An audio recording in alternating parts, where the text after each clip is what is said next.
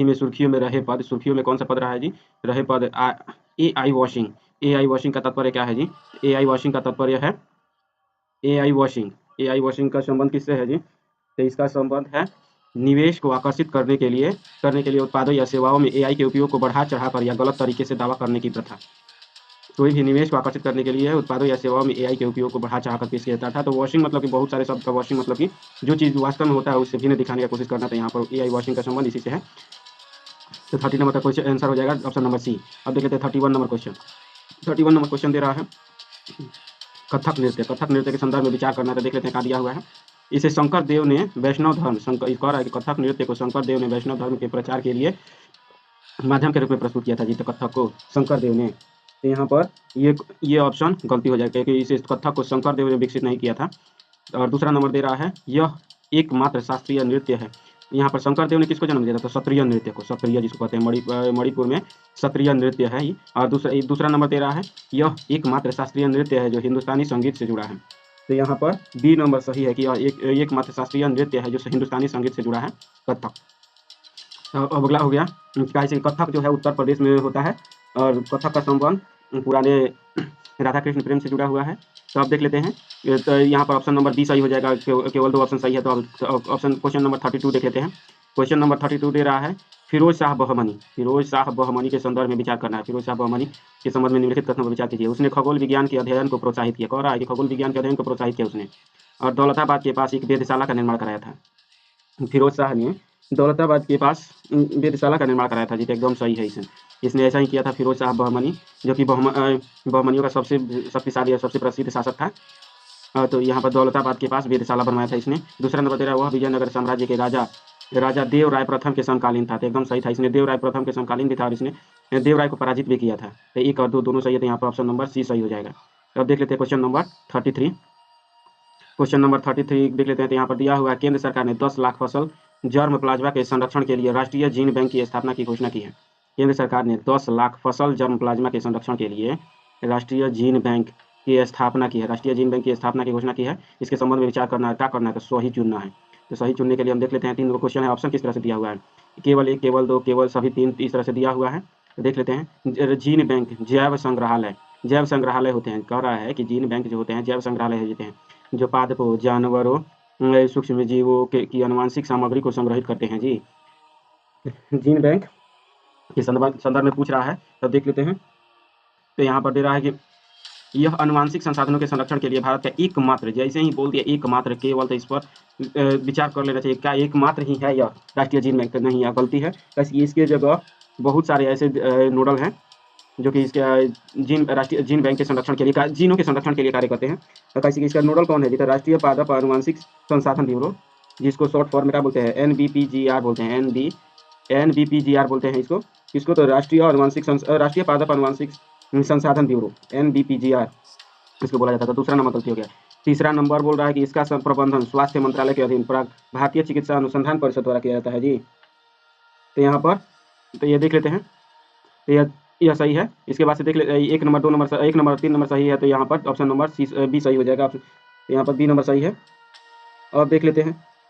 Sorry, यहाँ पर ये भी गलती है। कैसी? इसका नोडल तो पहले ही बता चुके हैं कि इसका नोडल जो है NBPGR है। इसका नोडल कौन सा है? तो NBPGR। यहाँ पर दे रहा है स्वास्थ्य मंत्रालय के अधीन भारतीय चिकित्सा अनुसंधान परिषद यहाँ पर बता रहा था। इसका संबंध जीन बैंक से जुड़ा हुआ नहीं है। तो इसीलिए यहाँ पर 3 नंबर भी गलती हो गया। 1 नंबर और 2 नंबर और 3 नंबर गलती है। केवल 1 नंबर सही है। तो यहाँ पर बी नंबर गलती हो जाएगा। एक ए नंबर सही हो जाएगा। अब देख लेते हैं क्वेश्चन नंबर 34। क्वेश्चन नंबर 34 में दिया मनसबदारी प्रणाली के संदर्भ में विचार करना। देखिए विचार कर लेते हैं। मनसबदारी प्रणाली, इस प्रणाली का इल्तुतमिश द्वारा एक मजबूत सेना बनाए रखने के लिए उपयोग किया गया था। कह रहा है कि इल्तुतमिश ने मनसबदारी प्रणाली को, इल्तुतमिश ने इसको मजबूत बनाए रखने के लिए लाया था जी। तो इसका इल्तुतमिश लाया था। सरासर गलती है। कैसे? इसको मनसबदारी को अकबर ने लाया था, ना कि इल्तुतमिश ने। दूसरा नंबर कह रहा है इस प्रणाली के अंतर्गत मनसबदारों को अपनी स्वयं की सैन्य शक्ति बनाकर रखनी होती थी। तो क्या ऐसा ही होता था? नहीं, ऐसा कुछ नहीं होता था कि अपने स्वयं के अंतर्गत सैन्य शक्ति बनाकर नहीं रखनी। अच्छा हाँ, यह सही है कि इसमें सैन्य शक्ति बनाकर रखनी होती थी। भले ही मतलब सैनिकों का प्रमुख जो होता था वह राजा द्वारा नियुक्त होता था। मतलब कि अकबर सैनिकों पर नियंत्रण रखना चाहते थे, इसीलिए सैनिक प्रमुख को अपने अधीन रखते थे। लेकिन सैनिक मनसबदार का ही होते थे। नेतृत्व भले ही किया जाता था राजा के द्वारा। अब देख लेते हैं क्वेश्चन। तो यहाँ पर एक गलती है लेकिन बी नंबर सही है। तो यहाँ पर ऑप्शन नंबर बी सही हो जाएगा। अब देख लेते हैं क्वेश्चन नंबर 35 क्वेश्चन नंबर 35 के संदर्भ में देख लेते हैं तो क्या दिया हुआ है जी। तो चिश्ती सिलसिले के संदर्भ में विचार करना है। चिश्ती सिलसिला का देख लेते हैं। चिश्ती सिलसिला के संबंध में भारत में चिश्ती सिलसिला की स्थापना ख्वाजा मोइनुद्दीन चिश्ती ने की थी। किसने की थी जी? तो मोइनुद्दीन चिश्ती ने। कोरा इसमें चिश्ती सिलसिले की स्थापना ख्वाजा मोइनुद्दीन चिश्ती ने की थी। चिश्ती किसी भी प्रकार का दान स्वीकार करने से बचते थे। दान स्वीकरण से बचते थे। चिश्ती जो थे दान स्वीकार करने से बचते थे। और तीसरा नंबर दे रहा है, अच्छा तीसरा नंबर दे रहा है चिश्ती संत आत्म संयम पूर्ण जीवन जीने में विश्वास करते थे जी। तो यहाँ पर एक नंबर सही है कि ख्वाजा मोइनुद्दीन चिश्ती ने इसकी स्थापना की थी। और दूसरा नंबर कह रहा है कि दान स्वीकार करने से बचते थे।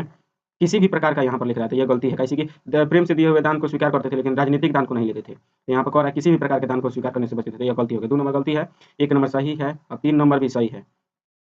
आत्म संयम पर विश्वास करते थे, 1 नंबर 3 नंबर सही है। तो इसका अर्थ है कि यहाँ पर ऑप्शन नंबर बी सही हो जाएगा। यहाँ पर सही है ना, पूछ रहा है जी। अब देख लेते हैं क्वेश्चन नंबर 36 में दिया हुआ है निम्नलिखित युग्मों पर विचार कीजिए। युग्म दिया हुआ है तो देख लेते हैं युग्म मिलान करना है। तो इसमें युद्धाभ्यास दिया हुआ है, भागीदार देश के संबंध में बात कर रहा है। तो देख लेते हैं प्रचंड प्रहार की बात कर रहा है, भारत नेपाल। क्या प्रचंड प्रहार जो है यह भारत और नेपाल के बीच में होता है जी? तो एकदम सरासर गलती है, प्रचंड प्रहार भारत और नेपाल के बीच नहीं होता है। दूसरा नंबर INIOCHOS इनियोचोस 25 यह भारत और ग्रीस के बीच हुआ था। तो एकदम सही, यह सही है कि ग्रीस के बीच ही होता है। यह भारत और ग्रीस के बीच इनियोचोस 25 होता है। और तीसरा नंबर बोल रहा है युद्ध अभ्यास इंद्र जापान के साथ होता है। तो एकदम सरासर गलती है, कैसे इंद्र जो है रूस के साथ होता है, ना कि जापान के साथ। यहाँ पर ऑप्शन नंबर सिर्फ ए सही है। अब अगला क्वेश्चन देख लेते हैं। इसमें दिया हुआ है 37 नंबर क्वेश्चन। तो देख लेते हैं कि इधर दिया हुआ भीमबेटका के शैल चित्रों के संदर्भ में विचार करना है। तो भीमबेटका के शैल चित्रों के संदर्भ में विचार कर लेते हैं। तो दिया हुआ भीमबेटका की गुफाओं की खोज, इसकी खोज जो है पुरातत्वविद वी एस वाणकर ने की थी जी। ये कौन सा है? तो 37 नंबर क्वेश्चन है ये, 37 नंबर क्वेश्चन है ये। तो अब देख लेते हैं वी.एस. वाणकर ने कह रहा है कि वी.एस. वाणकर ने खोज की थी इसकी। और दूसरा नंबर है कि भीमबेटका के मध्य पाषाणकालीन चित्र जो है उत्तर पूरा पाषाणकालीन चित्रों के आकार में छोटे हैं। तो एकदम सही है कि पूरा पाषाण काल की तुलना में जैसे औजार छोटे हो गए थे वैसे ही मध्यकाल में चित्र भी छोटे हो गए थे। 1 नंबर 2 नंबर दोनों सही है। तीसरा नंबर दे रहा है मध्य पाषाणकालीन चित्रों में जानवरों को प्राकृतिक अवस्था में चित्रित किया गया है। मध्य पाषाणकालीन अवस्था में जानवरों को प्राकृतिक अवस्था में चित्रित किया गया है, जबकि मनुष्यों को केवल रुचिपूर्ण रीति से प्रस्तुत किया गया है जी। यहाँ पर तो यह भी सही है कि यहाँ पर ऐसा ही किया गया है, प्राकृतिक अवस्था में चित्रित किया गया है, जबकि मनुष्य को केवल सुरुचिपूर्ण रीति से प्रस्तुत किया गया था। 1, 2 और 3 तीनों सही है। तो यहाँ पर ऑप्शन नंबर सी सही हो जाएगा। अब देख लेते हैं क्वेश्चन नंबर 38 ये है, 38 क्वेश्चन नंबर है यह। तो अब यहाँ पर देख लेते हैं क्या दिया हुआ है। हर्षवर्धन के शासनकाल के संदर्भ में निम्नलिखित कथनों पर विचार कीजिए। हर्षवर्धन उसने कन्नौज को अपनी सत्ता का केंद्र बनाया। कह रहा है हर्षवर्धन ने अपनी सत्ता का केंद्र किसको बनाया था? तो कन्नौज को। 1 नंबर कैसे 1 नंबर सही है कि उसने कन्नौज को सत्ता का केंद्र बनाया था। भले उसकी राजधानी नहीं थी, उसकी राजधानी थानेश्वर ही थी, लेकिन उसने कन्नौज को अपना राजनीतिक वहन का मौखरियों के राजधानी कन्नौज को प्रमुख बनाया, क्योंकि यह बीचों बीच भारत के बीच मध्य में पड़ता था। अब दूसरा नंबर तेरा उसके शासनकाल के दौरान पुरोहितों को भूमि देना बंद कर दिया गया था जी। तो एकदम सारा गलती है, कैसे कि ऐसा कुछ नहीं, उसके समय तो और भी दान दक्षिणा और भी बढ़ गया था। 1 नंबर सही है, 2 नंबर गलती है। तो ऑप्शन नंबर ए सही है। अब देख लेते हैं क्वेश्चन नंबर 39 के संदर्भ विचार कर लेते हैं। देख लेते हैं कि इसमें दिया हुआ है शासक और मूल क्षेत्र के बारे में दिया हुआ है। शासक के देख लेते हैं। इसमें दिया हुआ है शक किसके संदर्भ में दिया हुआ है? तमिलकम। शक तमिलकम के बारे में दिया हुआ है। शक क्या कह रहा है? तमिलकम।